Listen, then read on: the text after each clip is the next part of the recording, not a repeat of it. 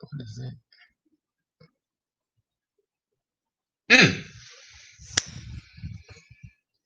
Happy Monday, people. Let's go, let's go, let's go, let's go, let's go. I'm in a great mood this week. As always, I am energized. I am ready to tackle the issues of the day, the issues of the week. Welcome to the Damien Jones podcast. Happy Monday. Today is July 27th, 2020, the year of our Lord. I hope that you are safe. I hope that you had a great weekend. I hope that the rain didn't inundate you and your family and everybody is safe. But let's get back at it, people. We have got work to do. And we have an incredible guest today, Texas State Representative James White, who will join us in just a moment to talk about local politics, talk about national politics, to talk about Donald Trump, to talk about how we make Texas better. But take a moment right now, people, and I'm going to do the same. As always, let's share. As you come into the room, let's share. Sharing is caring, people. So let's share right now. Take a moment. I want to take a quick second. Share. Sharing is caring, people. Turn that down. No. I did something wrong there. Sharing is caring, people. So let's share. Really quickly, I'm going to bring Representative White in just a moment. Let me just say this really quickly. Number one, folks, and I do this watch party as well. One, hey, we had a great show on last Wednesday. We heard about COVID-19 from the perspective of two erudite and great educators. And so if you missed that show, go to our YouTube page right now, Damien Jones Podcast, and go check out that show. There's so much information to unpack in that education show. Go back and listen to that show. And our other conversations, go to my website, IamDamienJones.com, and you can see some of our previous content with so many great leaders from across this country and across this state as well.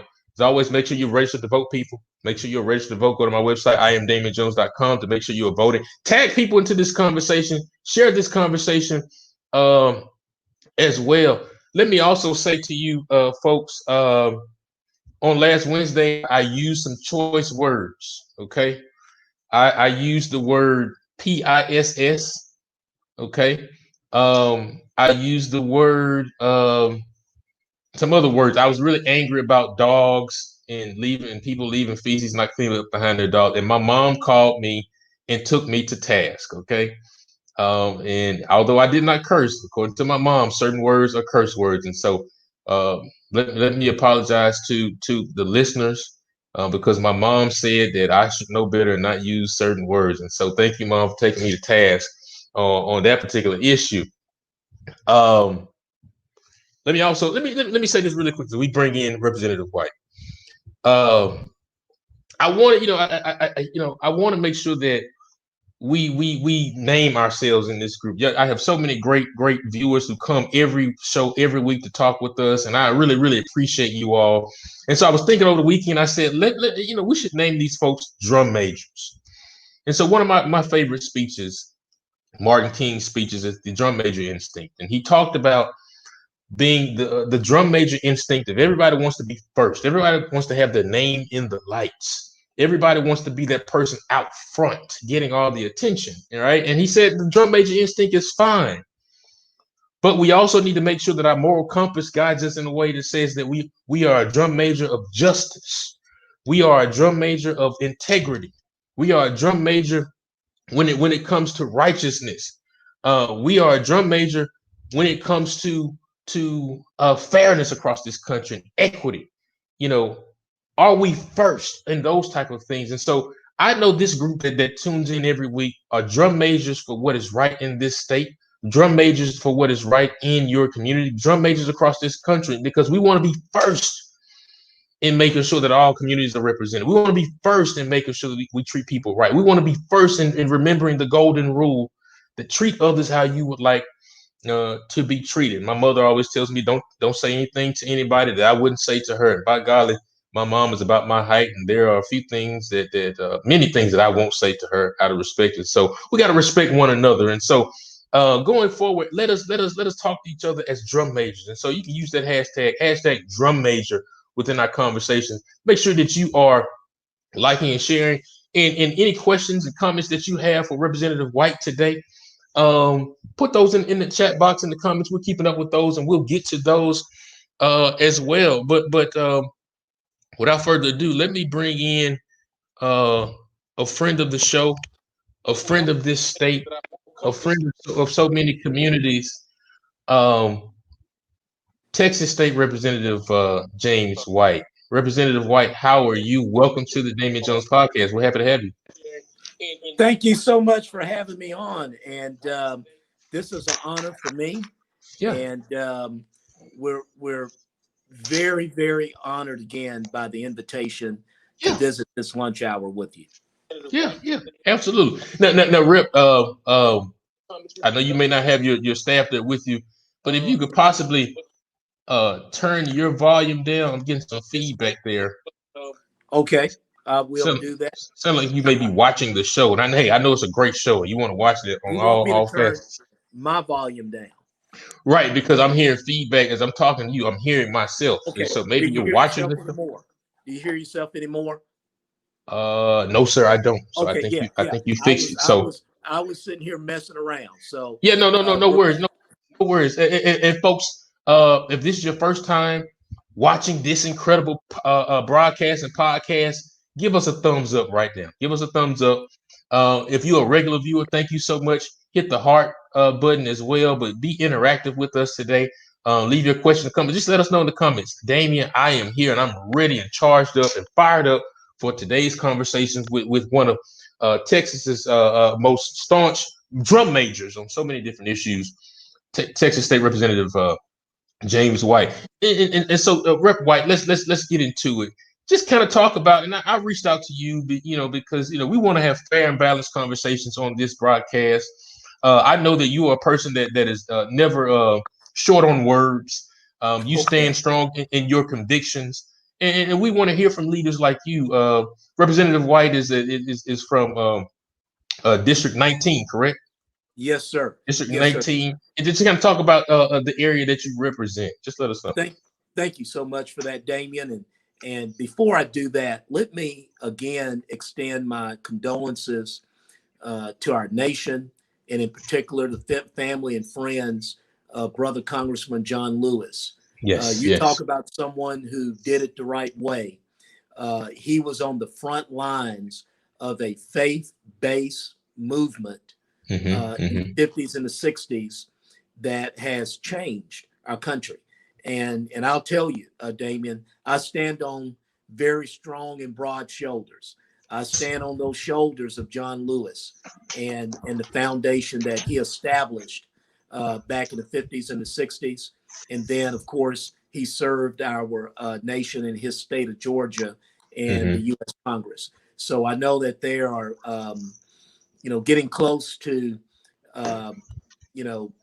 completing that homegoing for Congressman John Lewis. So again, my condolences to our country and the family and friends and my fellow citizens in Georgia on the passing of Congressman Lewis. But look, Damien, I'm extremely proud to represent 5 great counties in Southeast Texas. Those counties include Polk, Tyler, Jasper, Newton, and Hardin counties. It's roughly about 170,000 of the best set of Texans in our great state, the Lone Star State. It is a rural district. The largest cities happen to be Lumberton and Livingston. The largest counties, Hardin County and Polk County. It is a district that is primarily made up of salt of the earth people. They work hard 5 or 6 days a week, 2 days a week. They are in church. They give up at least a day. A few of them in each county give up at least a night or a day as school board members, and that's just how they roll. And I just love my district. I love Yeah. my district because first and foremost, they love God, they love country, they love their Hmm. community and their families. So I'm Hmm. extremely proud to represent this district. Yeah, yeah. And I'm sure you're proud. You've been representing District 19 since when? Well, my first opportunity to serve in the Texas legislature came in 2011 after a 2010 election, where the people lifted me up and sent me to the legislature. So my term started in 2011. At that Hmm. time, it was House District 12. Okay. Okay, and it included Tyler, Angelina County, Trinity County, and San Jacinto County. So it was like a horseshoe around Polk County. And going into 2011, that was a redistricting cycle, like we're about to go into. Um, well, we're in now, and so I was redistricted into House District 19, which includes the 5 rural Southeast Texas counties that I mentioned a few moments ago. Yeah. But I also, as we lead into the meat of the conversation, I always like people to know who you are, right? And I think Okay. because sometimes, what I hate about where our country is now, we get so wrapped up into defining a person by their partisan affiliation, right? And Yes. I really hate it because my partisan affiliation doesn't define me. I don't wear it on my sleeve. I only share it or exercise it when I go into the voting booth, if you will. But you serve this country. I think that's Yes. fascinating. You and I share that. Thank you for your service. I'm an Air Force vet. You are an Army vet. Thank you for your service. Thank you, sir, And for yours. and then also you also serve this state as a public educator, as a teacher, and I think that's another level of service that I want to thank you for. Can I talk about your experience in the military and as an educator and how that shaped you to be a great legislator today? Thank you so much for that. And growing up in Houston and going through Houston public schools throughout my career, Hmm. I have several uncles that served in Vietnam, and I would tell you that when I look back on that, those were really my role models. Hmm. Those were the men, and in particular the black men that I looked up to, not Hmm. necessarily in my family, but overall. And when I was at high school at Lamar Senior High School, I had the opportunity to serve and participate in the Army ROTC program. Again, there were 2 strong black men that were leaders in that program, and that really kind of gave me the foundation of where I am today. I won and earned a Army ROTC scholarship. Okay. Went to Prairie View A&M University. Okay. Okay. Yes, sir. Absolutely. Producing some productive people, huh? Yes, you know it. Prairie View produces productive people. Yes, and yes, they do, and they continue to do that. And we're very excited about the leadership of Dr. President Ruth Simmons. And so, saying that, went through went through the ROTC program there.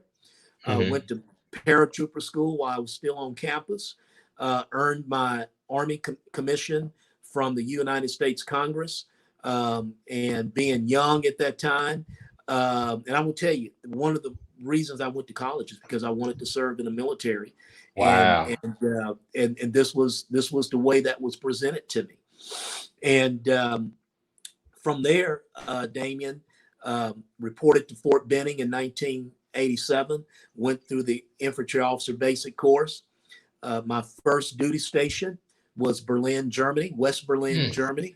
At that Okay. time, it was still a divided town, a divided city. Kind of reminded me of Houston, where I grew up. Hmm. And the What part of Soviet town? Union, What part of sir. Houston you grew up? What part of Houston Well, did you grow up in? yes, sir. I spent a lot of my childhood in the Third Ward part of Houston. Yes, Okay. sir. Went to Turner Elementary and went to Cullen Junior High and eventually over to Lamar Senior High School. But with that, Damien, I served in Berlin. At that time, the Soviet Union was still kind of robust. Hmm. Obviously, by the time I left, I experienced 9 November '89, when the wall came down, and the Soviet Union went defunct or out of existence, and then served in some other capacities my last 4 or 5 years after that, through stateside and throughout the world. So that was a great opportunity for me Mm-hmm. to travel the world and meet so many folks, and it was a great experience. And then when I returned back to Houston, I probably had some ideas of doing some other things, and some folks thought that maybe I should walk across the street and look at the local middle school, and we did that, and that was an opportunity to learn a lot about the human condition, Yes. to grow, to become sensitive and understand the plight of common everyday folks. And that 17-year experience took me from urban Texas to suburban Texas. You were an To educator for 17 years? Absolutely, yes, sir. Wow. Thank you for Yeah, your service, brother. yes. Hey, we loved it, and it was a great experience. Some up times, some down times, but overall a great time.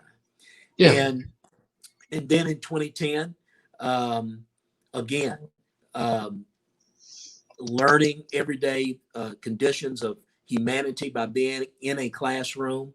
That was one of the tipping points to offer ourselves up for observation and evaluation by our Mm-hmm. constituents here Mm-hmm. in East Texas and into the legislature.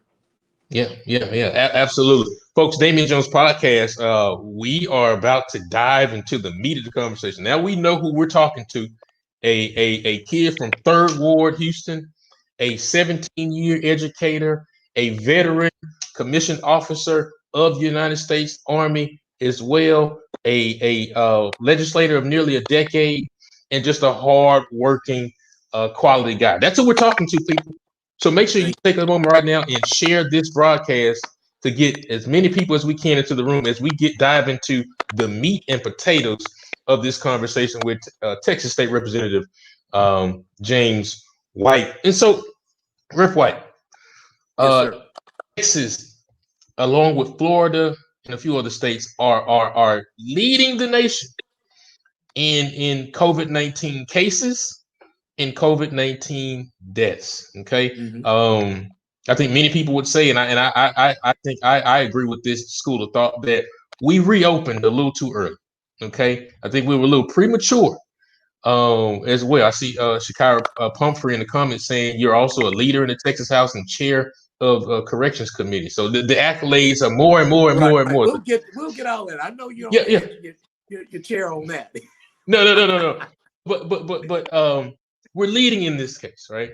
In COVID-19 cases. In your view, has the state of Texas done enough to help people recover from this unexpected? We can't put it on. We can't fault anybody. It just happened. But this unexpected uh, COVID-19 pandemic that came and disrupted our lives. Has the state done enough to help people recover Well, and pick up the well, pieces? well, Damien, I think it's a narrative that is still being developed. Mm-hmm, We can always do more, but what I have to do is I have to look at the entirety of the situation. This mm-hmm, COVID-19 attack originated in China. We have to keep understanding that, and the reason why is because I know in the heat of the moment, people are pointing fingers, pointing mm-hmm, fingers at the governor, pointing fingers at, county judges or other local officials. Someone is not enforcing a mask mandate, or right, this could right, have been done, that could have been done. But right. we have to understand, uh, you know, when this began, a lot of our folks were concerned because we weren't really getting a lot of the valuable information that countries usually provide when a pandemic takes off. Mm-hmm, China mm-hmm, was playing close to the vest with a lot of mm-hmm, stuff. So it was mm-hmm. understandable why we had to take some overly restrictive postures, right?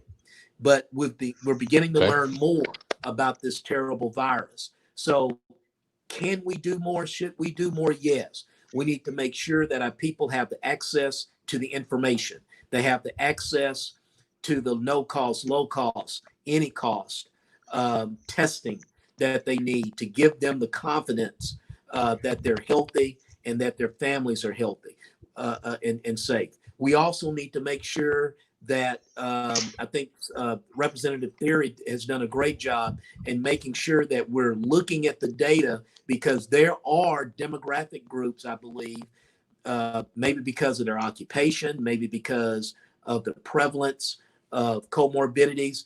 And I'm talking more so about our Black and Hispanic brothers and sisters. They tend to be more prone to be attacked by COVID-19. So we Sure, need to sure, do a sure. better job in safeguarding the vulnerable populations in our nursing homes. So I think it's a narrative that we're continuing to develop, and we may not be able to give a final grade until after it's over, years after it's over. Also, you know, did we open too quick? Did we not open quick enough? I would say this. I think the spike that we're seeing, and I'm seeing spikes in cases, and let me address that first. Sure, sure, Um, sure. cases. It's important that we identify cases, we identify spikes, but a spike in cases, we have to also ask who is being infected, right? So if it's a lot, I'm just saying, generically, if it's a lot of 25-year-olds who are in relatively good shape, we need to make sure that they are um, doing the proper precautions. They're Sure. quarantined until they get through the incubation period. If it's many of our senior citizens or our citizens with comorbidities such as respiratory diseases, asthma, heart complications, diabetes, we need to safeguard them. So it's good that we're seeing the spike in cases. We know who and where we need to look at. Now we need to dive in deeper and see who's infected and make the proper responses. But um, uh, I tend to be not very critical about did we open our economy too quick. I think a lot of what we're seeing is biology. Yeah. We are social people by nature, and our country by nature is a social people. We thrive on sociality, if that's a word, socialness. Okay, so when we did open, and as we were approaching, for obvious reasons, a lot of people had concerns about our criminal justice system, and we were using our social nature to address that situation. Check. As we were getting into Memorial Day, the start of the summer, where our families are meeting and congregating and vacationing, check. That social nature. So I think a lot of what we're seeing is biology. Okay. And I think I did a interview with NPR, and I think they had their their their sort of their angle, shut down, lockdown. What that does, it allows us to slow down, probably not stop totally, slow Flatten down the curve. the spread of the virus or the disease, to Mm-hmm. give our stakeholders the room and the space to build up hospitalization, to build up testing, to get the information out to public. So I think that was the purpose of that. So now we have information, we have hospitalization, the therapeutics have changed, and now we can do some other things. So I think that's really what we're seeing, and we just need to continue to respond in a data-driven, scientific manner. Absolutely, absolutely. I think it's incredibly important that we rely on data as to Yes. how we reopen, how we make Ye- decisions, to keep people safe. I think we're looking at data as it relates to how we reopen our schools, things of that nature. We always need Yes. to across the board. So I appreciate you lifting that up as well. But but you just also mentioned in your comments a moment ago, kind of COVID-19 as it relates to our correctional facilities as well. And so I see Yes. a question here. I just want to lift this up. Um, when we talk about COVID-19 and spread and social distancing and the effect that it has on our population. Texas has one of the largest prison populations in the country, right? Uh, And we know that we need to break the back of this decrepit and racist system. But yes. particularly, how did you address? Have you been in contact? How are we attacking this in TDCJ as it relates to COVID-19 and keeping those inmates safe and healthy? Thank you so much for that question. As chair of the House Committee on Corrections, we have oversight of all of the incarceration and rehabilitation of felons. That's what we do, and I know we'll get deeper into that, but that's the incarceration or rehabilitation.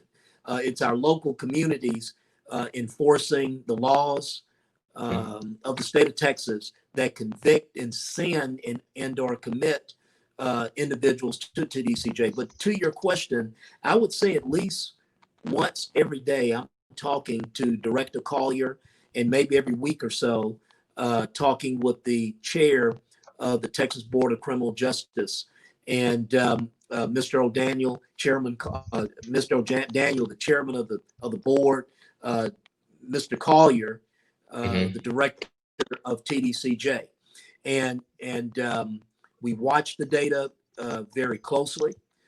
We have lost more than a dozen correctional officers. Mm. We have lost a little over 100, and this is throughout the entire event, right, since February or March. Right. We have lost um, at least 100 verified incarcerated criminal justice involved um, men and women, men or Mm-hmm, women in mm-hmm, these facilities. It is by nature very difficult to achieve a lot of social distancing or the optimal social distancing.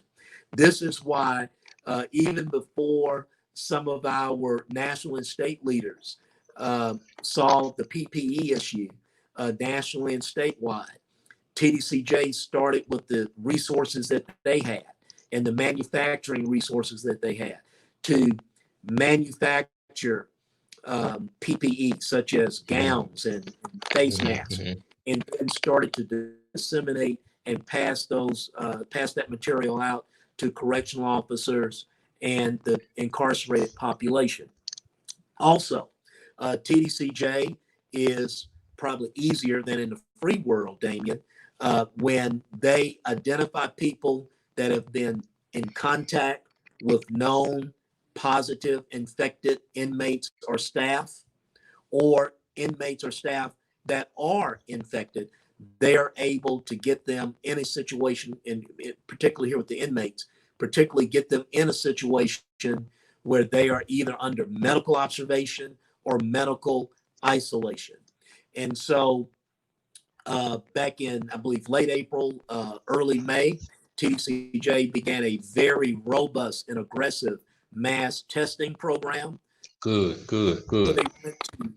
they're going to every unit and every county jail, because the county jail is the population that we commit, right? Eventually, in many instances, and testing and coming up with the protocols with the counties on how we began doing intake again.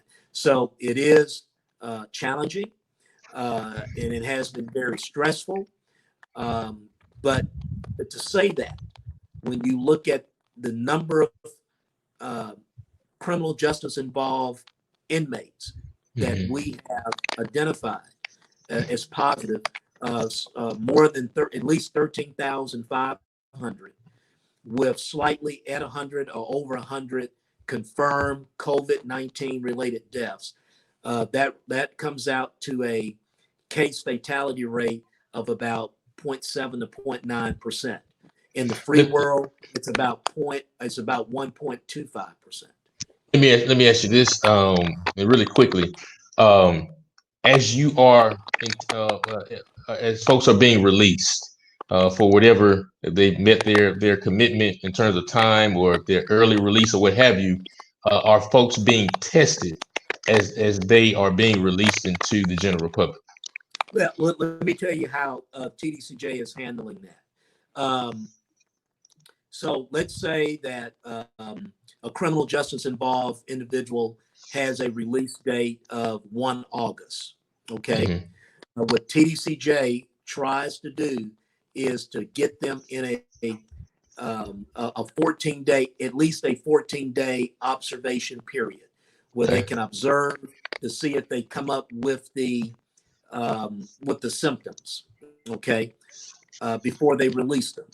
I know that's been a point of consternation with many of our families, but it's important Mm-hmm. that we're not exacerbating a situation in another format that's in the free Mm-hmm. world. Also, if a criminal justice involved man or woman is currently infected, I believe TDCJ wants to work with them in a medical situation before releasing them back into the community. Okay. Good deal. Good deal. Good deal. Thank you for taking those questions. Let me move to the one of the larger issues that we are wrestling with across America. Um, I mean, that we're wrestling with across America, right? And and that's criminal justice, not criminal justice reform, but police reform. It's an important issue. My listeners and I talk about it weekly. We are fired up about it. We don't want this issue to rest. George Floyd was unfortunately murdered. Rayshard Brooks was murdered, and Tatiana Jefferson was murdered. Breonna Taylor murdered by way of police violence, right? And so but right here in the state of Texas, we've got to tackle this issue. And we know the legislative session is approaching here in January, Rep. White.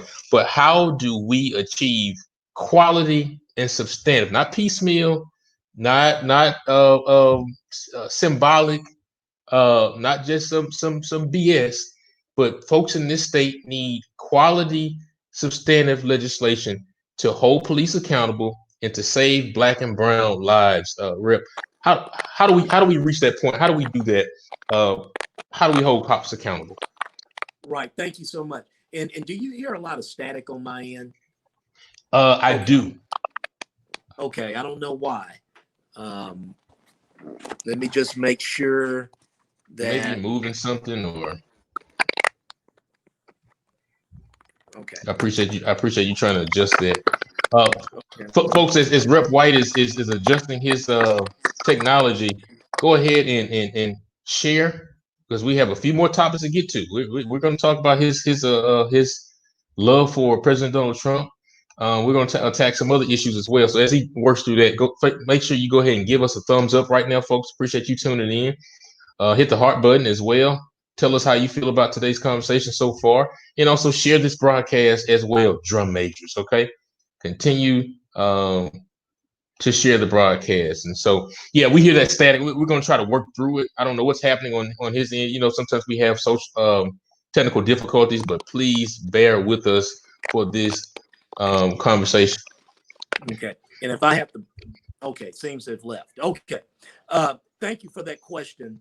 Yeah. And the manner in which law enforcement, local law enforcement, and I want to put that stress on that, the manner Mm-hmm. in which local law enforcement responded in the George Floyd situation and Breonna, her last name is Breonna Taylor. situation, and other recent, and we're not just talking about the recent ones. There've been some other ones. Okay, Whole is host of them. inappropriate. Yes, inappropriate and unconstitutional, and they should not happen. And Mm-hmm. I think this summer has been a crescendo that we need substantial transformation and not Yeah. change. And Transformation, not change, but transformation. What do you mean by that? yes. It's not about just passing a bill. Okay, Okay. we've been doing a lot of bill passing. Mm-hmm. So I've spent a lot of my time just listening, not coming out with a list of we need to do this, we need to do this, we need to do that. And let me tell you why. The people are speaking now, and the people are my employers. And You know, back in my household, when mama or grandma spoke, you shut up and you listen. Right. And I think right now, as an elected official, I just need to listen. Yeah, But yeah, saying that, and I loved your conversation with former police chief and Councilman C.O. Bradford from last week. sure, sure. We need to see this transformation now, not in May of Hmm. 2021 when we go Hmm. back into go back into session. We need to see something now, and it's important to know this. It's local communities that have elected officials, mayor and city council people, Hmm. who appoint police chiefs, Yeah, who get involved in civil service. yeah, And you talked about that last week. Civil service protocols, how officers are hired, how are they disciplined, how are they paid, how they get their benefits. All that, a lot of that, the format is locally. We pay our local law enforcement from local tax monies in many instances. So we have all of this stuff locally, and things can happen now. For example, the local level. police, yes, the police chief in Dallas has already stated to her officers, you have a duty to intervene when another law enforcement officer is violating the the constitutional rights of a citizen. Yeah, She did that now. So there are things that we can do right now. now, Yeah, today, instead of kicking the can down the road. locally. Mhm. Okay, we can do that locally, and obviously legislators like myself are watching and saying, okay, if this department can do it and department can do it and this department can do it, we can evaluate it and then probably say, look, we can codify this and make this a statewide policy. So city councils are meeting at least once a month, in some jurisdictions almost every week. The week, right? Transformation can happen now. Your local county sheriff is an elected official.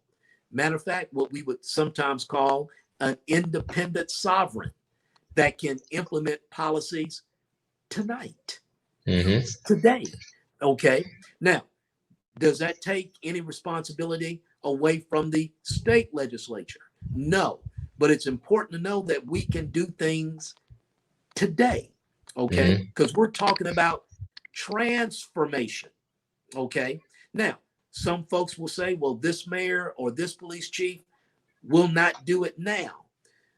Look, the crowds that I've been seeing that have been gathering on city hall steps and city squares, I think your local people are ready for Yeah, transformation. Now, yeah. what will we do at the local level? Um, Obviously, right now, we have TCO, the Texas Commission of Law Enforcement.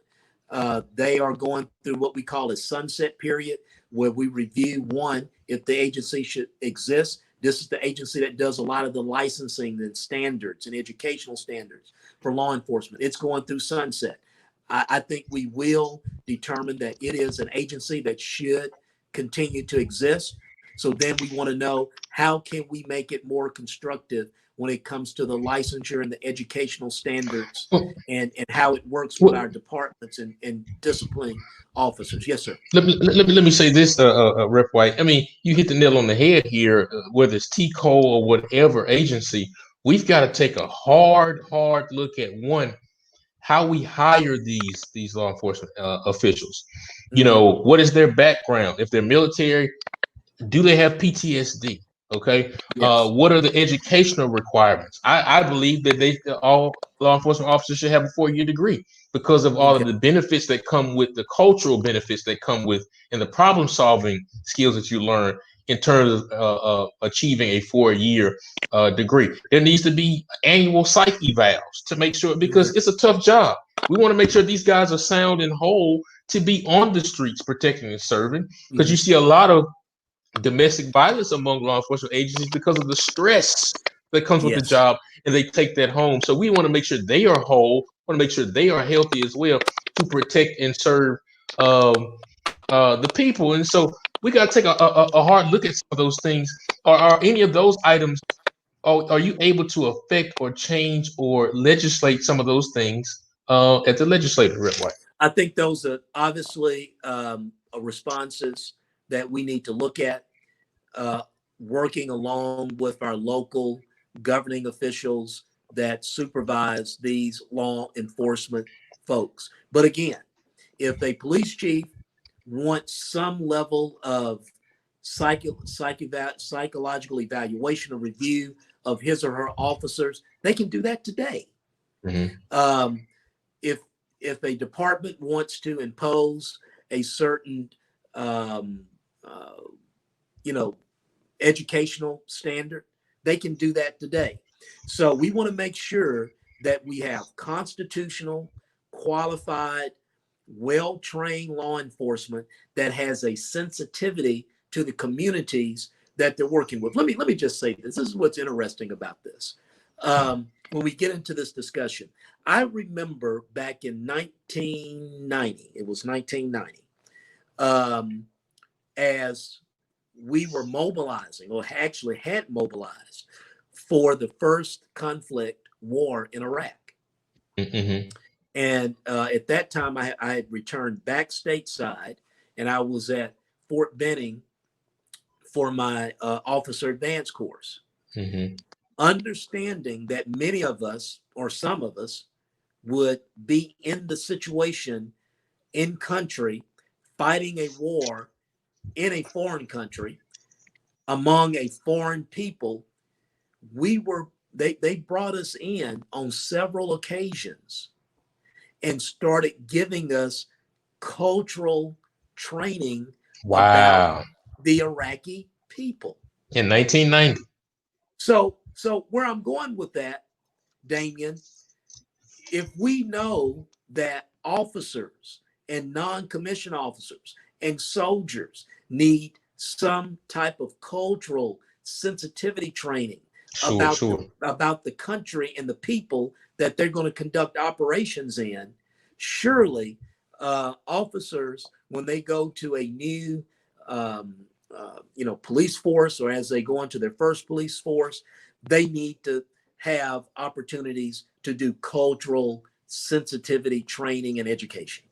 Yeah, and I'll make this point. I'll move to my next question. But I just Yes. wrote a piece that was picked up by NBC News and kind of talked about some data that I shared, that how historically, the taller you are as a black man, you will be targeted by police and you will be stopped by police. And one of the things that I mentioned in one of the data points is that officers across this nation on average get about 111 hours per year Uh-huh. in terms of weapons and gun training, Okay. but they only get about 8 hours of cultural sensitivity training, right? And so Okay. it just shows where our priorities are. But let me move to the next question. Great Yes, conversation, sir. folks. Keep sharing, keep bringing folks into this conversation. I just saw this comment here and I wanted to get here. Uh, Here's my good friend Rosalind Murphy Caesar. Hello, Rosalind. Thank you for tuning in. She's a big fan of yours, right? She's Yes, we a love Rosalind. very We love her. influential precinct chair here in Harris County. And she says, Rep. Wright, in the next session, can we really address the Sandra Bland bill without all the fluff, the meat and potatoes? And so, a lot of people share with me and they say, hey, the Sandra Bland Act died, okay, in the kind of later days of session. The session was closed and it died for whatever reason. Kind of talk to us about that bill, what it sought out to do, and why it did I not pass. Yeah, I think that the bill she's probably talking about is the idea, and let me first give a lot of credit and shout out to a great member of the legislature in Harris County, Chairman Coleman. I believe on the heels of that very, very unfortunate, tragic event, the way it played out with Sandra Bland. Sandra Bland was a PV Panther, Mm-hmm. and she had graduated from Prairie View, and she was having the opportunity to return to Prairie View to work as a mentor and work at the university with students that were coming in her, following her footsteps. And she had that interaction with that DPS trooper, and she was incarcerated, detained, at the Waller County Jail and met that unfortunate fate of dying in jail. Okay. Yeah. Yeah. And Yeah. so one part of Chairman Coleman's original Sandra Bland bill was the idea that when you get to these non-jailable misdemeanor offenses, more known as maybe traffic offenses, the most stringent sentence, or the highest sentence on those is you have to pay a fine. Okay, that unless there some other extenuating circumstances, we will not detain or arrest and carry someone down to their local county jail for detainment. We wouldn't do that. Okay. For a traffic stop. That was stripped out of. I believe that was stripped out of Chairman Coleman's bill, and we tried to revive it last session. Actually, it passed off of the floor. And look, sometimes in legislation, things happen on the House floor. People get, So we had a series of situations where the bill was brought back and it eventually, failed. So look, right. This is what we do know about this particular piece of public policy. Many of our local departments have policies right now when it comes to that. So there are many ways to skin this. One way we'll come back with the same bill, or maybe we'll say, hey, look, or hey, look, departments, when you look at your policies, and we do this with a lot of things, come up with a policy that mitigates arrest for these types of offenses, because we should understand this. And let me just get into this little commercial right here. Sure. If you are a Republican, let me just talk about Republicans and conservatives right now. If you are a Republican or conservative and you are concerned about the growth of government, when you look at the growth of government and the building of jails and the monies, the growth in the prison population, I'm hearing 5, 6, 7, 8 fold since the 1980s. Okay, growing faster than the population on scale. If you're concerned about the growth of government, as a Republican or conservative, you should be looking at criminal justice. If you call yourself a constitutional conservative, and you're looking at all of the constitutional questions that come up in the criminal justice system and the over criminalization of so many facets of our society, our economy, our school system, you should be looking at this if you're a conservative Republican.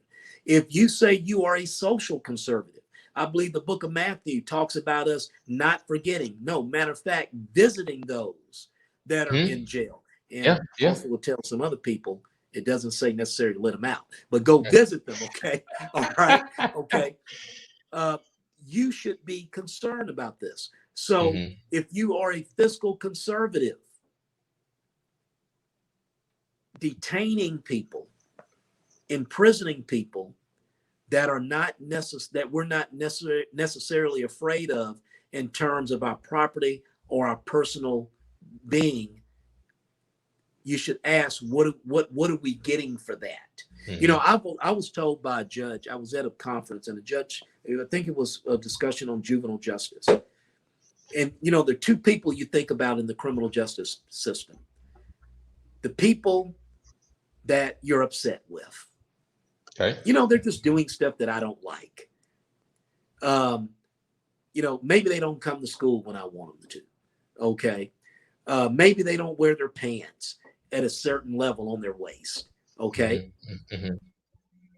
I don't like that. Okay. But then there are people that I'm afraid of. Okay. Maybe the latter, those are the people, not maybe, the latter are the people that we need to be really looking at as far as detaining, incarcerating, imprisoning.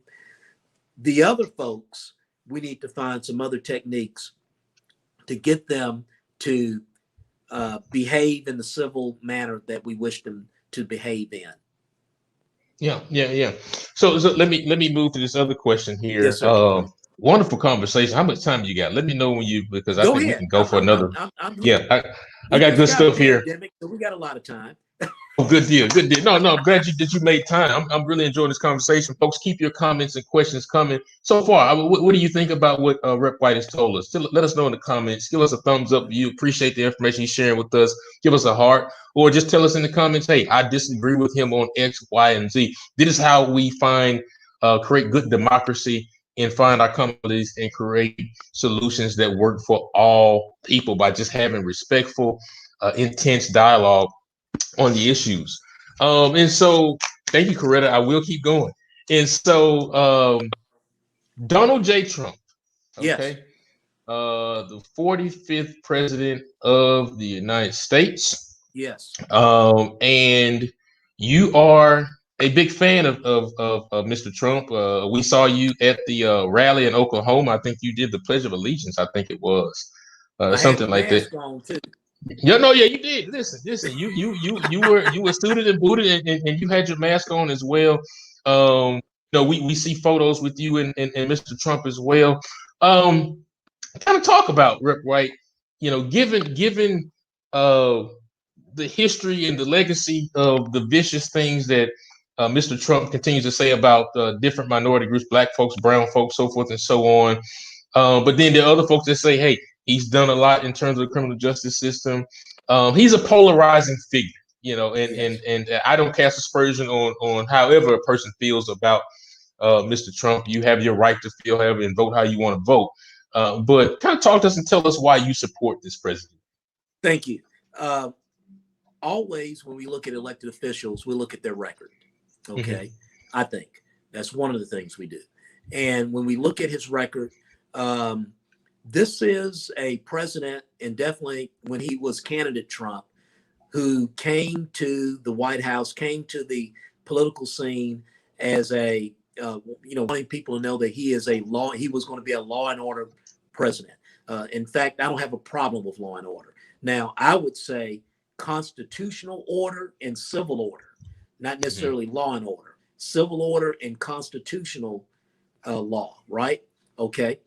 But what I have observed is someone, believe it or not, and I read a lot about Trump from his critics. He will bring multiple sides of an issue and listen. And he may have his mind made up. He's a listener. He's a listener. You say he can listen, and he may still just dig in, but he brings in, and you can see this in, I think it's Bob Woodard, and in one of his books, and talked about how the president brings all these sides in and have these knockdown, drag out debates. Some people see that as dysfunctional, but I do that. I think it's great. Okay. I think it's great. And some of these people that are chiming in, some of them are Democrats, some of them are liberals. They have been in my office. We disagree, we agree, we compromise. Sometimes we just say, hey, look, great understanding. We know where we are. Right. We know where we disagree. Now we know where we need to go. All right. Okay. That's okay. All right. If the Lord wanted us all to be on the same sheet of music, we would have never had the situation with the Tower of Babel. Okay. Right. So he does that. And he went through that process, and Clinton talked about it. Well, George W. talked about it. President Obama talked about it. But President Trump transformation made a substantial change on the federal level in its approach to criminal justice. That's with the First Step Act. That is a bipartisan piece of legislation worked on with Van Jones. Okay, I love it. And you and I would say Van Jones, we love listening to him. He's a very articulate person, not one that I may thumbs up on everything, but worked with the president and came out with at least a first step meaning First there step. will be second steps and third steps. That's Sea change and criminal justice transformation at the federal so. level. Much of it, a lot of it, I'm told, thematically came from Texas. Yes, sir. Yeah. Yeah. So you say you support President Trump because he's a listener. Okay. And then I'm going to double back and come back to that Yes. First Step Act. But what's the other reason why you Okay. support? He's a listener, or what else? I'm a product of a historically Black university, Prairie View A&M. Prairie He View. has Now made listen. I got you're talking to a Texas Southern Tiger now, so Okay. tread All right. lightly. Here No, we go. Here we go. Here we go. We love the Tiger. We love the Tiger. Okay. Okay. But look, he has expressed a sensitivity and a substantive policy approach to historically Black colleges and universities, setting up a framework where their funding is more institutionalized. He's done that as well. And also, he's been very, very open and addressing issues as it relates to entrepreneurship and Black wealth and business creation by setting aside monies to support that. I believe one latest report I saw like $1 billion to provide aid and support to the creation of that. And obviously, we know we're going through this COVID-19 scenario, which has attacked and had some very adverse, substantial impact on our economy. But before it, historically, low levels of African-American unemployment. And so when I look at the totality of that, I think that's a great record for this Republican president and the idea of him maintaining engagement. Also, I will tell you this, and I have to tell folks this. Sure. I've been a Republican all of my voting life. Okay. I'm a Republican elected official. We have a platform, just like the Democrats have a platform. We have a platform.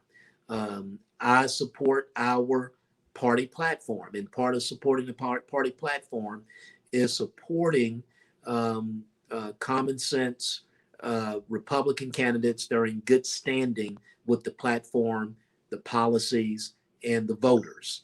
Okay. And then I don't know how it's going to shake out. In 2016, I believe the president won my district with 81%. In the most recent election, he won. I won with 83%. So I edged him out about 2 points. We'll see how that works out. But I was very surprised in some polling data that I saw mid last year were probably 23% of East Texas Blacks considered and voted for the president. Wow. So I mean that's God. I'm glad you kind of went there. Tell me this though, and I'm gonna come back to that point because I made a note to talk about that. President Trump said the other day that he's done more for African Americans than any president in the history of America, maybe except for Lincoln. What are your thoughts on that comment? Is that true? Well, look, you're a candidate. You're out there trying to sell your platform and your program.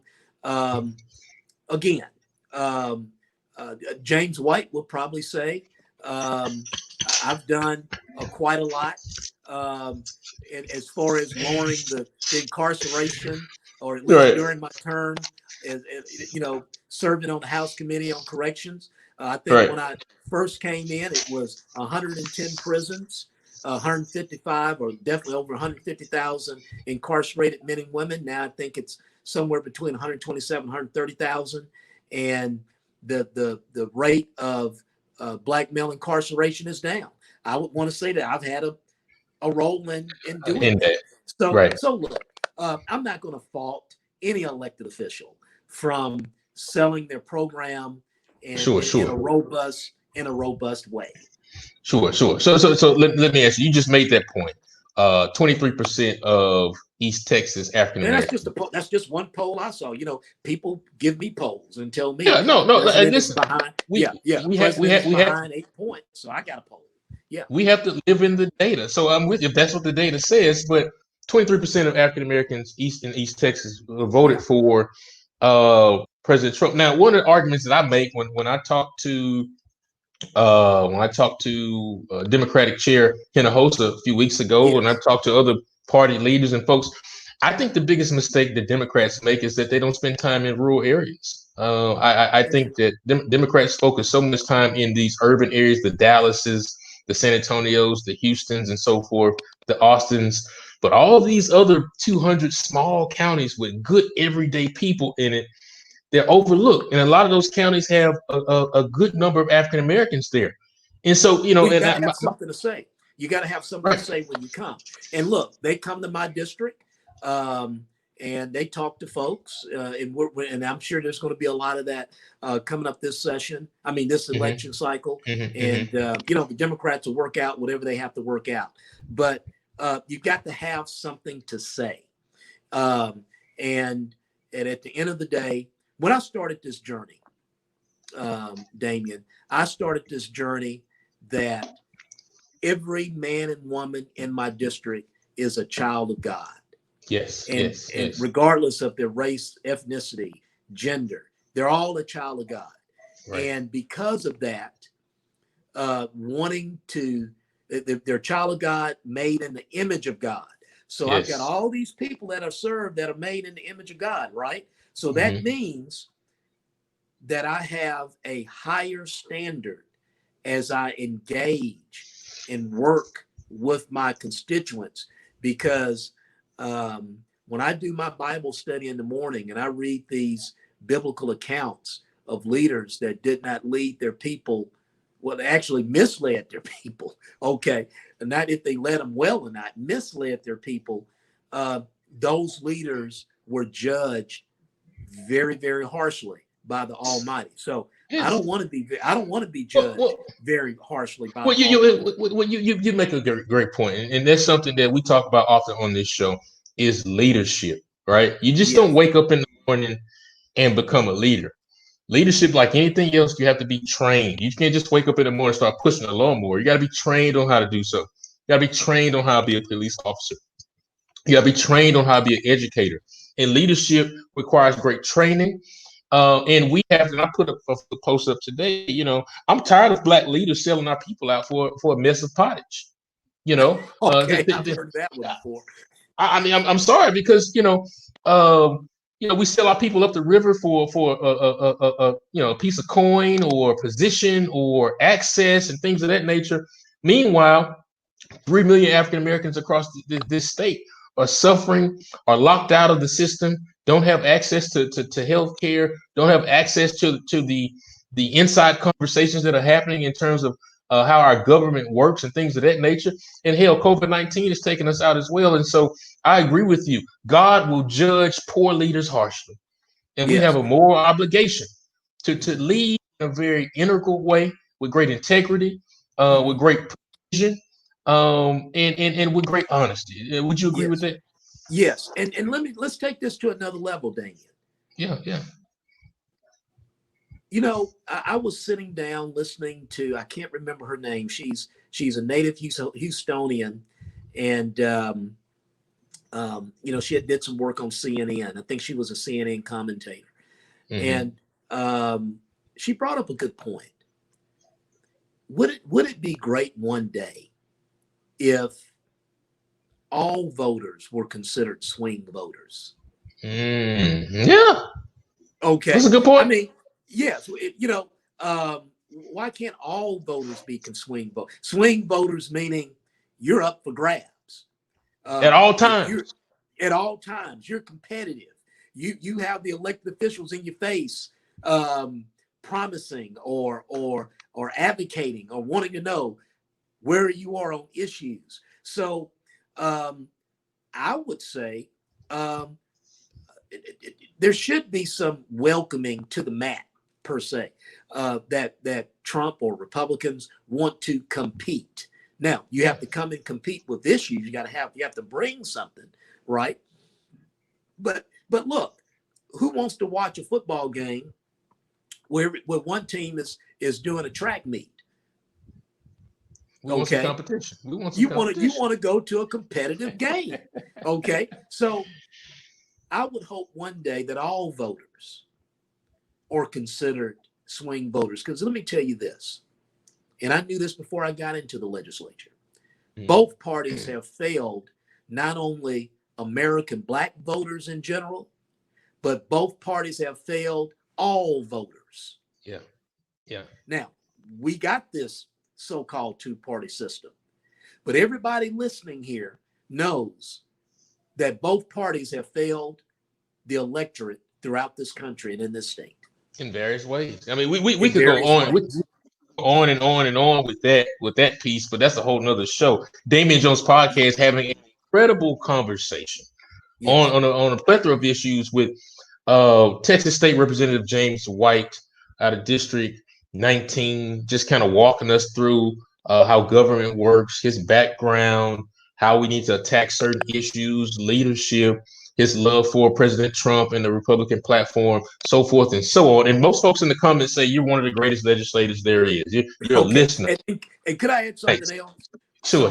If the Republicans and Democrats are up wherever cutting their deals, okay, because they're swing elected officials, just like you said, they're swing elected officials. They're going their way based on what they can get. Why can't the Black voters? Why can't all voters? Why can't they be swing voters and cut their deal? Listen, brother. Listen, you're walking right into. No, you're right. You're right. Listen, you're walking into my next question. Listen, before I move into this next question, folks, make sure you're sharing the broadcast and also support this broadcast. We're giving you great information each and every week with high quality leaders like Representative White and a whole host of others.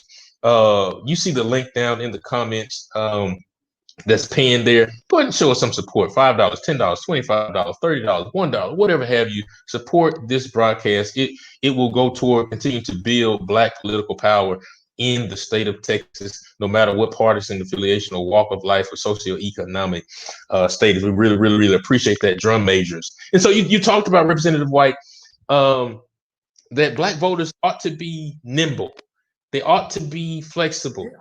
They ought not to put all the eggs in one basket, right? And I firmly believe that. And so, as we look at the data, I love data. The data says Texas has 27 elected statewide positions, all the way from governor all the way down to Court of Appeals. 27. Guess how many of those 27 positions are filled by a African American? I don't think there are any right now. 0, sir. Yes. A big fat 0. Right? Mm-hmm. Yes. But meanwhile, the Democratic Party continues to want to tell Black folks that this is the party for us. We are doing so well to turn Texas blue, X, Y, and Z. But we don't have any statewide elected Black folks, right? And I don't care what your party's affiliation. If there's a Black Republican, that would be fine by me, right? But how did we get to that place? We have 27 statewide positions, 0 are Black. How do we get to that place? And then how do we fix it? Because that's problematic because that's not representative of what this state represents. Yeah, I think that has been a historical phenomenon, right? Even when Democrats dominated the state, I think that was still the case. Obviously, we had Ron Kirk. I believe he served as Secretary of State under Ann Richards, I believe. Michael Williams served as a railroad commissioner for a number of years. He's Republican. But look, at the end of the day, I think there's some other dynamics there. One, we have had some, candidates run statewide. So James White would say this as an elected official. Let me just start there. Regardless, Republican or Democrat and all that jive, right? Yeah. You have to be competitive. Sure. Okay. You have to have a compelling message, and you have to be able to, have the resources to get that message out. So, we see that is a difficult scenario for anyone. Any demographic that's historically disproportionately alienated for that system. This is why it's so important that we continue pumping up black, just entrepreneurism in general, black entrepreneurism, where you can have that economic base, okay, to make that springboard into a statewide run, because we have several, at least a dozen. We have a lot of media. Well, I think that you're in the media. What do they call them? Media centers that you would have to buy into. But um, uh, it will take some courage. Like for instance, State Senator West. Um, so it'll take some courage to step out there. Mm-hmm. He wasn't successful. Mm-hmm. Ran a pretty robust race But in the kudos Democratic kudos to primary. him for running a strong race. Yes, and then Yeah. I think there are many of us on our side, in the Republicans, that need to also consider, hey, look, sometimes it's not always about the win or the loss, okay? It's about the And competition. being that broad shoulder for someone else. So Sure. we're Sure. excited about the idea of former Congressman Alan West stepping up to the plate and being successful and winning, being not only the first, but at least the second Black Texas chair of the Republican Party. Right. Yeah. Absolutely. Absolutely. And let me just say that, and I think you're reading my mind because you're going into my next question here. Yeah, yeah. Um, You gave you me a know, cheat sheet. yeah, oh yeah. I did. And so, I'm a big fan of Colonel West. Okay, Simply because one, hey, we're all military folks, and so there's a right. fraternity, there's a brotherhood, there's a family type feel there amongst the nations of veterans, and that we have seen some things, we have endured some things, and we put our life on the line. And so I don't care what your partisan affiliation is. I have great respect for all the veterans across this country. Two, I appreciate the work he did in Congress. As a black man, lifting his voice to talk about the issues, whether we agree particularly on those issues does not matter. But I appreciate a man, especially a black man, who's brave enough to stand tall in the face of white supremacy and speak truth to power on Mhm. the issues that affect our community. Because listen, there's no other person that could speak to the issues and the plight of the African American than the African American, right? Yes, And so we see oftentimes, too many times, whereas uh, white folks want to come in our community and speak for us.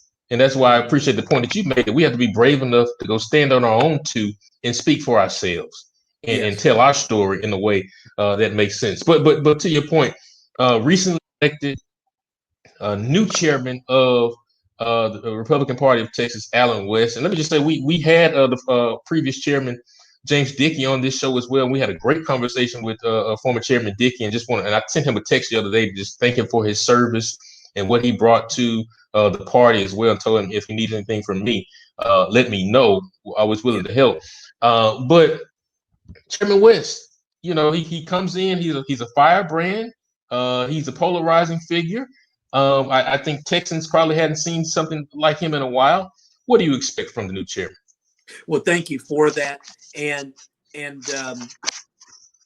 as we're talking about statewide positions, Mm-hmm. again, you have to have that compelling message, and you have to have a compelling message that has broad appeal. Okay, and so taking a page out of Alan West's script, I think first of all he had broad appeal as a conservative that can appeal to a lot of facets of conservatism, right? Sure. Uh, I think Chairman Dickey will go down as a great chairman of the Republican Party. Mm-hmm. But the delegates at the convention, and I was not registered in as a delegate to the convention, but as a delegate to the convention, they vote on their chairman, and we're excited about their choice, and we're ready to go to work with Alan. But listening to the delegates, not only during the convention, but leading up to the convention, Damien, um, they just thought that it's important that as we talk about candidates having a broad appeal, parties and political organizations need to have a broad appeal. And they thought this was one route. Okay. Also, just listening, they'd say, hey, look, Texas is becoming more competitive. That's okay.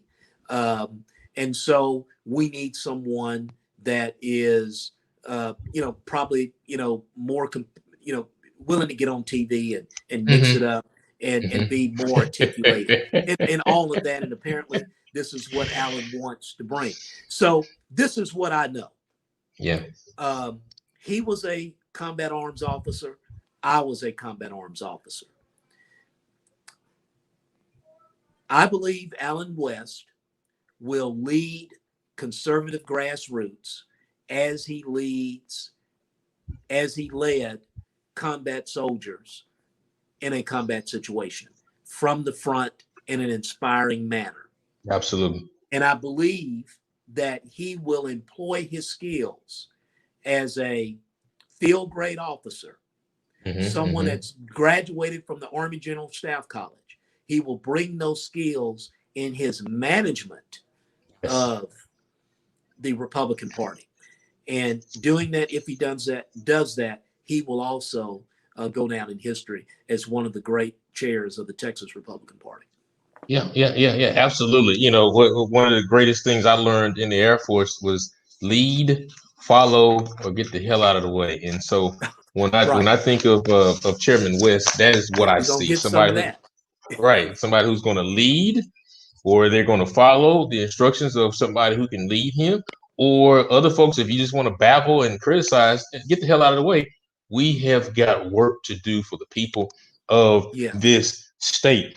Let me ask you this. There was an interesting situation and tragic situation that happened in Austin over the weekend. And our condolences to the family of the young man, Garrett Foster, who was killed during the protest in Austin on the streets. I don't know. Did you hear about that? Did you read about that? Yes, we know about the incident. Yes. Right. And so here's my question around that. And I've read different Twitter conversations, read different articles, and so all the tight facts are coming out here and there. But it made me think about open carry. That made me think about open carry, and what it seemed as though there was the driver drove into a group of protesters or peaceful protesters, and folks approached the vehicle, and I think the young man who was killed was carrying an AK-47. I'm guessing he was licensed properly, open carrying, and so forth and so on. And the talk was he pointed the firearm at the person in the car, and then the person in the car apparently felt threatened and discharged their firearm, ending up killing that young man. Do you think, if we didn't have open carry in this state, do you think it could have minimized a very tragic situation like that from happening? Well, and again, all the condolences and prayers for that family and friends after such a tragic incident. Well, first of all, obviously you've looked at my legislative record. First of all, there is no prohibition besides, not being a felon, being a law-abiding citizen. You've heard the line, for having a long arm. So you don't necessarily need to carry a long arm, have it visible. There's no need for a license per se. Okay. Now, for a small arm, a pistol, there is a need to have the concealed handgun license. And then if you have that license, which means you've gone through a criminal background check, the FBI check, and obviously when you purchase the weapon, you go through a background check. So in Texas, you do have the discretion to carry it concealed or carry it open. Not knowing the criminal record of the people that were involved in this, I don't know if I can make that case. Okay. I don't know if I can make that case. And again, having a long arm visible, now you can't point it at anybody. Okay. Sure. Unless you're, self-defense, right? But there's not a necessity for a license. But with that, mitigate. I would tell you this, Damien. The unlaw abiding, the not law abiding, the criminals are already open carrying. Okay, they already open carry. Okay, they're already unlicensed carry. So I don't know if that line of thinking would impact the people who do not follow the law anyway. Yeah. No, I just wanted to ask you. That Thank you for was on that. my mind this Yeah, morning. And I'm just personally, I have a firearm that I carry to my family, thank you for that. and I try to be responsible with that. But I have some real deep concerns just about open carry. I really do. But Right. I won't stay on that point. Yes, sir. Um, Yes, sir. Mhm. as chair of the corrections committee, Yes. what should we look forward to in this next legislative session from you? Well, I think we have a lot of issues we have to look at. I think right now TDCJ is on record to close up to 2 facilities and at least shutter 1. Okay. Shutter means you can, I guess open it up immediately if you need it. I think there's some room to look at some more efficiencies there. I think we have a lot of old units where it probably cost us more to keep them operating than it cost us more, right, to keep them operating instead of closing them and looking at some other options. Okay. Yeah. So I think we need to look at that. We also need to continue our efforts as far as making sure that these facilities are not making conditions or exacerbating adverse conditions, to ensure that we're abiding by the court order. And everybody has to understand that TDCJ now is under a court order to thoughtfully look at the temperature in its units and to respond to that in a thoughtful, appropriate, and efficient manner. So we need to continue looking at that. We need to continue expanding the rehabilitation opportunities. Okay, so we don't have people waiting any longer than they need to once they have won parole to get into a rehabilitation program, continue their rehabilitation so that they come out being a very great citizen like we want them to be and like they want to be and like their families want to be. Most importantly, I think we still have a lot of work on the front end of the system. So we need to make sure that we are giving our probation departments the tools to do the pretrial programming and the probation programming to ensure that we continue at least the downward trajectory in our prison population.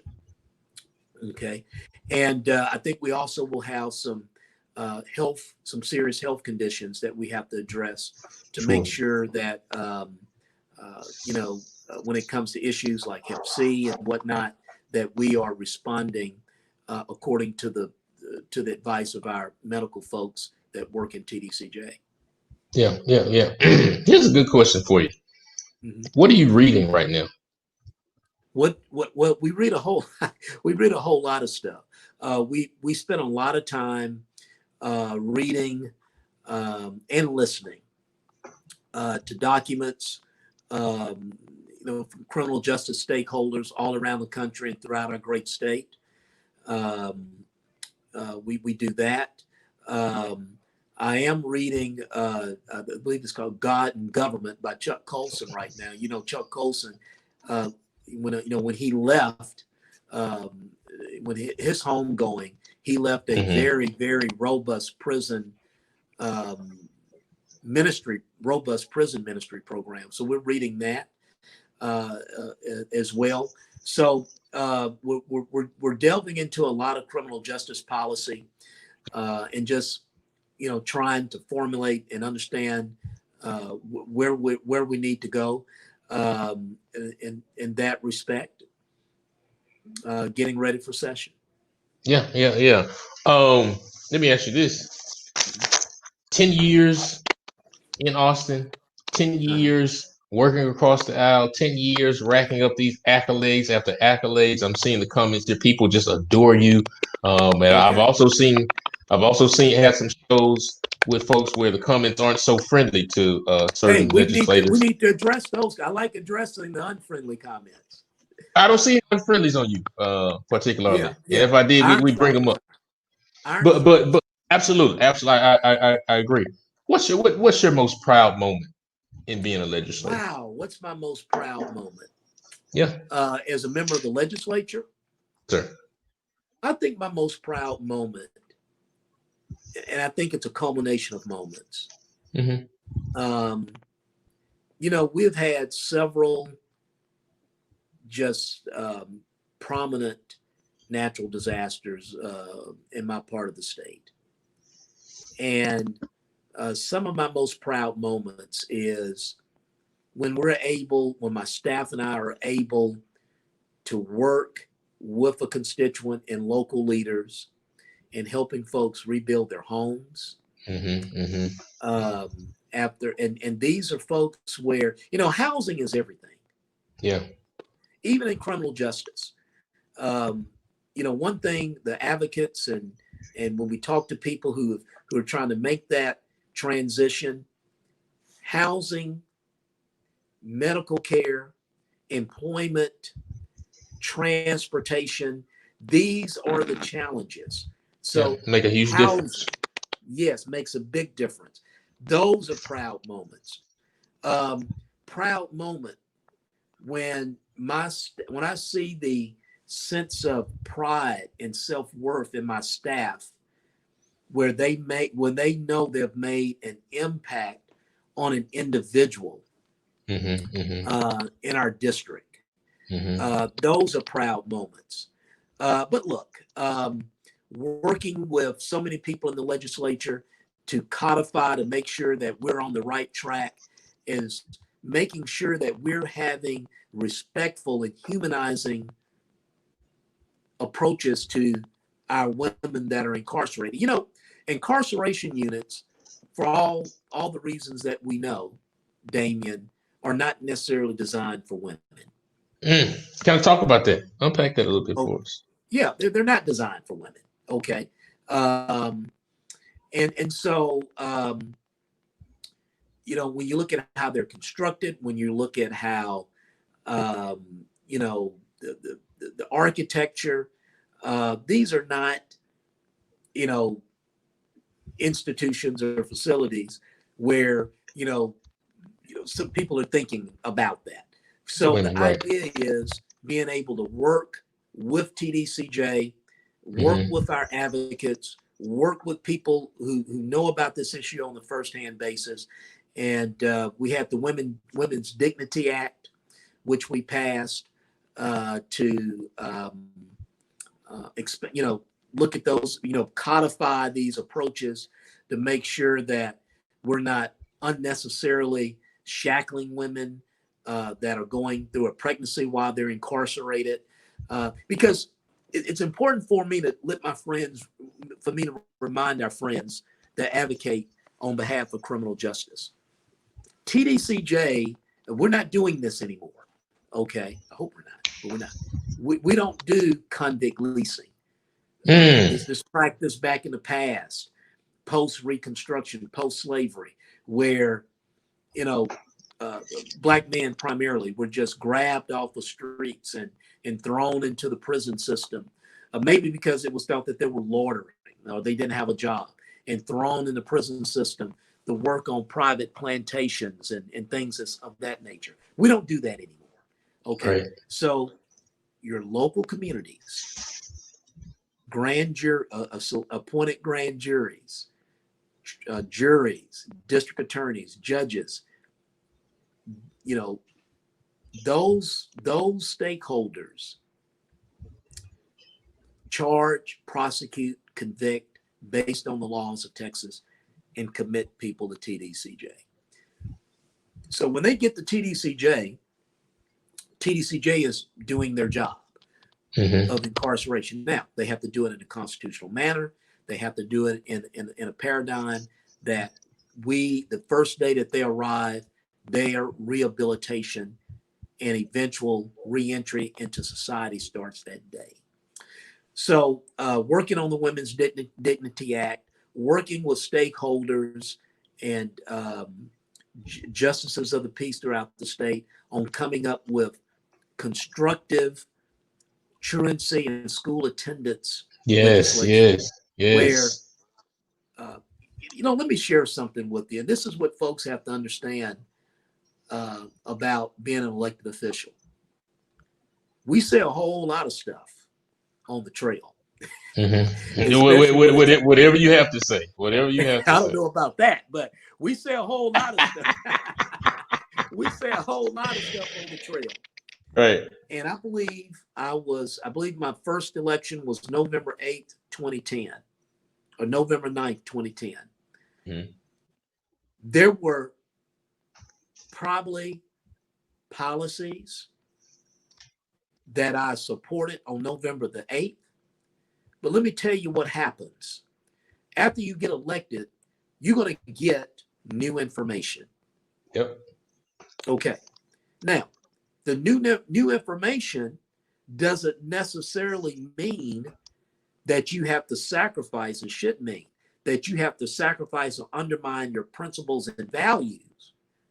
But what it may mean is that you may need a different approach. So November 8th, you've got a idea of how the world looks or should look. You get elected on November the 9th, and then the day after you get elected onward, you get new information. And that's why you should be careful not to make any promises before you get elected. Well, what I think what you do is you say, look, we value public education. We value education. Our taxpayers, with their astronomical school property taxes, have a commitment, and they value public education. And we value it so much. It's in our Constitution, and we want our young people to show up at school, and we want our parents to get them to school. Mm-hmm. Okay. And when they don't come to school, we want to follow up on that. So the question is, can we still do that? Yes. Can we do it? Now going back to conservative values, can we do it in a more efficient, constitutional, data-driven, compassionate way? Yes. So maybe not necessarily knee-jerk criminalizing the student, maybe leaving that criminal offense alternative for the parent, but first employing some responses, because this is what I found out. If you would have told me on November 8th, James, you need to decriminalize truancy for juveniles. I said, man, I'm a school teacher. What do you mean? We have so much that we need to impart to kids. Of course, they need to have their butts in the seats in the classroom. But this is what I learned. There were young people that were being human trafficked. Wow. That's why they were not showing up to school. Right, there were young people that were actually flipped. They were being the caregivers to other siblings or adults that were having elderly health conditions. So I learned more. So my value and commitment to public education didn't change. Actually, I think it increased, it enhanced. I learned more. And this is what I also learned. I learned why when I was a middle school teacher at Cullen Middle School on Scott Street, I learned why maybe this kid that I hadn't seen in a week showed up to class so frustrated. Yeah, some things happening at home. Yeah. Something was happening at home. Maybe they had to go see their daddy, and they had to drive 2.5 miles from the quarter apartments to East Texas to a prison unit to go visit their dad. Right. And look, we visit units. Now, we're not visiting them now because of the COVID, but we visit units. And I will tell you, I'm an adult. I'm a former combat arms officer. I think I've got a level of mental toughness. But even visiting for a couple of hours, hearing that clang, I can imagine how that can be disruptive for a PTSD child. to a child. Out to see their father in that way that they can't go home with, they can't And reach them. all of the sounds and noises and shouting that you hear. So 2 to 3 hours standing in the line in the hot sun. The mother is already indifferent because she has her opinion. Right. So she thinks she's kind of doing a favor. Right. I mean, let's put it on the table. Okay. And then after all that, you only get a few moments. Few minutes, 20 minutes or so, 30 minutes or so. I don't know what the time frame is. Yeah. And all of the there's no real privacy. You know, there are no real moments that you can have with your father. Because the point is, they're incarcerated. They got on the wrong side of the law, but they're still a father. Right. Still a human. And that's still somebody's son or somebody's daughter. Okay. And then they have to make that ride all the way back. And maybe this is on a Sunday. Yeah. And just thinking about that. Yeah. So it's 8:15. The kid is dragging in. Their head is on the desk. It frustrates you as the teacher because you got all this STAR test and all this drama going, and you think you've got a great lesson, and you try to wake the child up, and they're frustrated, and now y'all have a frustrating moment, and then how that descends into school discipline, right, and then how that school discipline piles up into some other adverse. We're just tired of you. Got to go. And so I remember those days when, let me tell you, probably the most moving moment I had. Unpack it. Damien Jones podcast, talking to Representative James White. He's kind of walking through some of his experiences as an educator. And let me tell you, probably my most moving moment I had as a member of the legislature. So in my district, I have 3 units: the Goodman unit in Jasper, Gibb Lewis in Tyler County, and Polk County is Pulaski, and that's where Death Row is located. And so I go visit. I think I'm in between my first and second session, and I'm visiting the Pulaski unit, and we're walking on the yard, on the farm, as they would say, and someone yells out and says, "Coach White." So I'm thinking, okay. I'm looking around, and I said, well, maybe it's one of my former students, now a correctional officer. So I'm looking around, you just say, hey, how's it going? And then I hear it again, Coach White. And I look, and I see a fairly young man in prison uniform, black young man, big white grin. I can see all his teeth. And this was a kid, this was a young man that was on my sub-varsity football team at Willow Ridge. One of your students at Willow Ridge, wow. So I saw Byron, and we spoke a little bit, and he talked about it, why he was there. But here's the thing. Byron was struggling with issues in high school. And they went unaddressed. He had he was in the juvenile system then. And I remember the coaches, we were out there one day, we were working, and, and Byron was very athletically, capable and competent athletically. And he was in my geography class, and sometimes he would sleep in class. And I will tell you this. When I remember Byron, he was not really to me in class, he was not really never a disruptive kid. problem. Right, he was never right. a problem. But apparently he was I found out eventually he was in the juvenile system. He would have to go see his juvenile case officer at times. And I remember that was a tough season for that group.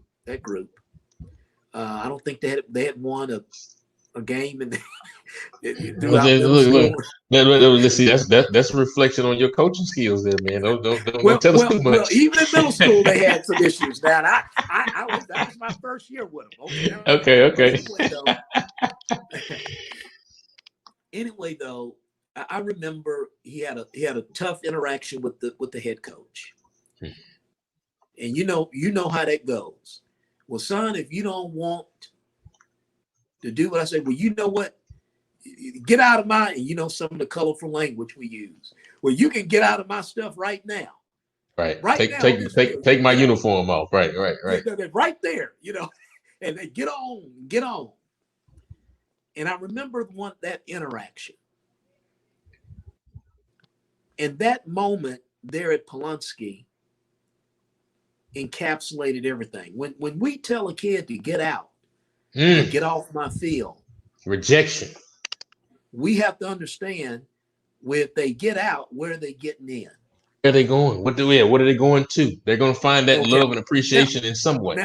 Now, I don't know if we would have kept him, and I think he came back, but I don't know if we would have kept him on that day. I wouldn't have never seen him at Polunsky.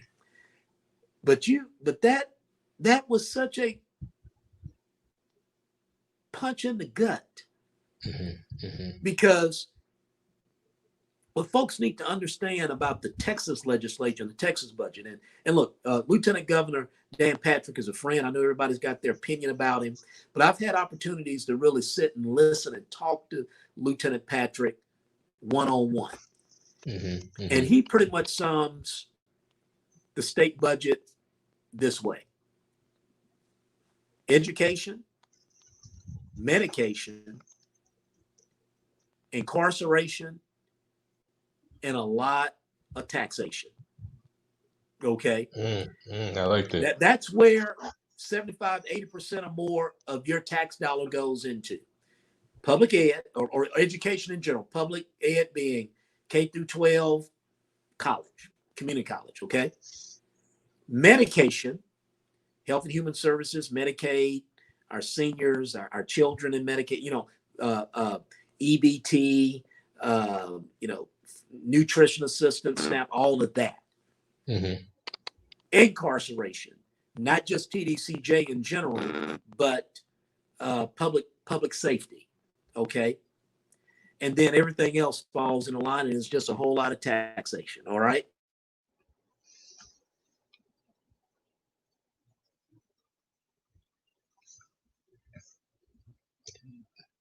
Did I lose the representative? Yes. There you are. I'll come back. Somebody tried to call me, and I had to take Okay. So I'll come back. My picture will come back. You can still hear me. Okay, I can hear you. Yeah. Saying that, Damien, that moment in Polunsky was like a big old beach ball going right down the strike zone. If we fail families, we got to have strong families. If we fail on families, if we fail in education, if we fail on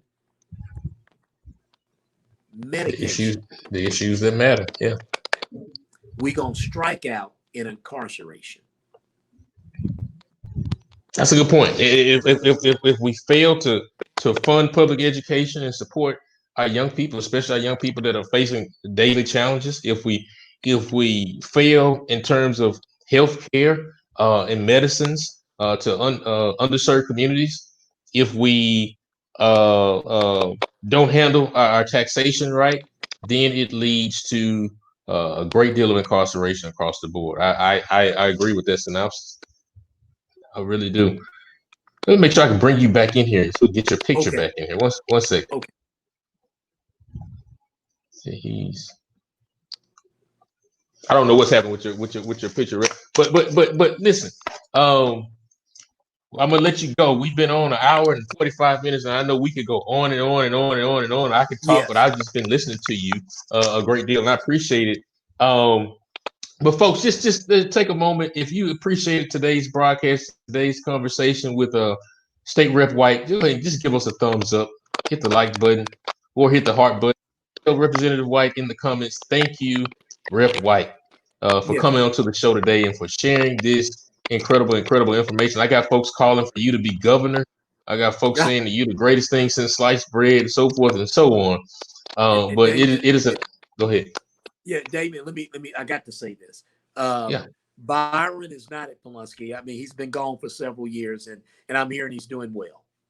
Good. Okay. Okay. Good. I want to leave that. And Damien, I'm going to challenge you. We've Mm-hmm. got a way to do it. Yeah. Bring your show to the Capitol during the legislative session. Say no more. Say no more, my friend. Yeah. Say no more. We'll make it happen. I'm looking forward to. We want to keep bringing this type of fair and balanced conversations to the Capitol. We want to make sure that we keep people informed as well. As there's going to be a crazy session going for those 6 months, and then we got social distancing kind of guidelines that'll be happening. So it's going to be the wild west, something new. But I know you all have a tall order in front of you to tackle some really important issues, Representative White. And so appreciate you joining us. Any last thoughts? 30 seconds. Any last thoughts? Hey, thank you so much. We're extremely proud to represent our Texans back here. You've had a great audience. We've loved them. We've loved the interaction. We love your energy. Thank you for serving your country, Damien. Thank you for continuing to serve your community. And and again, I'm going to challenge you. And we know you probably got a great state rep there in the Houston area. We want to be a conduit also. We want you to we want you to bring your format to the 140 days of the Texas legislature. Absolutely. So we'll talk more about that and how we Yeah. can make that happen. And so, folks, thanks so much for joining us. Make sure you share this broadcast. There are going to be many people that are going to watch this after the live broadcast. So when they get off work or later in the day and they're having a beer, they're going to watch this incredible podcast. So make sure you share and tag and tell other folks about this great conversation today. But as always, until next time, continue to live your life with intensity, integrity, and intelligence. This is the Damien Jones Podcast.